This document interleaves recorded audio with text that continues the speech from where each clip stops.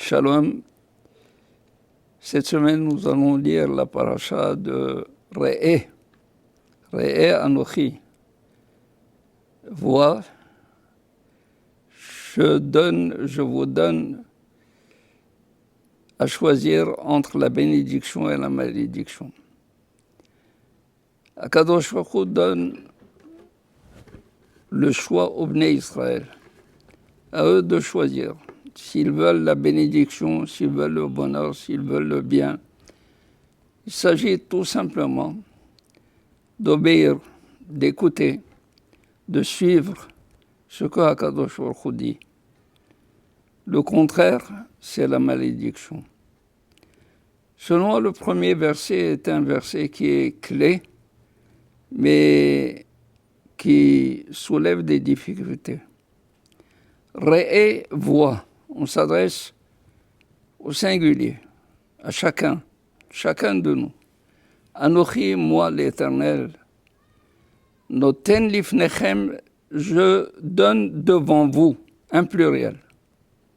Au lieu de dire je donne devant toi, puisqu'il a commencé en disant Re'eh, voix. Lifnechem devant vous. Pourquoi ce singulier? Et ensuite un pluriel. Hayom, aujourd'hui. Je vous donne aujourd'hui à choisir entre la bénédiction et la malédiction. À ce propos, il y a une leçon dans le Talmud qui dit ceci. C'est que l'homme doit se considérer, se voir comme étant juste au milieu des choses. Lui-même, en situation médiane, il est à moitié juste, innocent, à moitié impie et surtout désobéissant. Et alors, chaque fois qu'il a à faire une action, il devrait se voir comme étant ce fléau de la balance, que s'il fait une bonne action, il va faire pencher toute la balance vers le bien. Si c'est le contraire, il va faire pencher la balance vers le mal. Et alors, de ce fait, de lui dépend, de sa conduite, de son choix, à chaque fois qu'il a à le faire, dépend le fait qu'il soit juste, méritant ou déméritant ou impie. Pas seulement lui-même, l'homme doit se voir comme si le monde entier est à moitié juste et à moitié impie, à moitié innocent et à moitié méchant. Et que lui peut faire pencher la balance d'un côté ou de l'autre.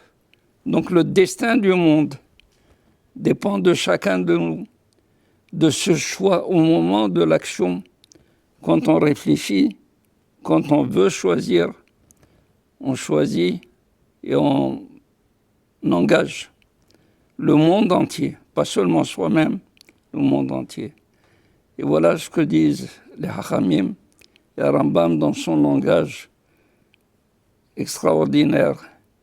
Il dit, l'homme, s'il choisit le bien, voici qu'il a fait pencher la balance pour lui, pour le bien et le monde entier également. Il a sauvé le monde entier. Seulement, et ha-beracha asher tishmeu. La beracha, asher tishmeu. Qu'est-ce que ça veut dire asher?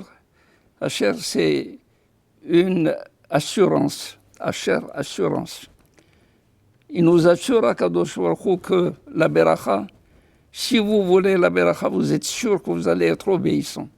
Vous êtes sûr, je vous assure que vous allez être obéissant. Et non seulement cela, vous allez avoir la beracha de Aleph jusqu'à Tav. Et à beracha. Aleph, c'est la première lettre. Tav, c'est la dernière lettre de l'alphabet. Entre les deux, entre la première et la dernière, il y a toutes les lettres, c'est-à-dire toutes les bénédictions seront incluses dans la bénédiction du choix que nous avons fait, que nous faisons. Et Hayom, de même que le jour éclaire, le jour, même si il y a des moments où il y a de l'ombre, il y a de l'obscurité, mais on sait que le lendemain, un jour va se lever, le jour va se lever. Et il va y avoir le bonheur, et on va se lever sur un bonheur, sur un bien. C'est ça la bénédiction. Alors que la Kelala, c'est-à-dire la malédiction, il commence par Vehakelala. Vehakelala, il commence par Vav. Et la lettre suivante, c'est le He. Or, le Vav suit le He. He précède le Vav.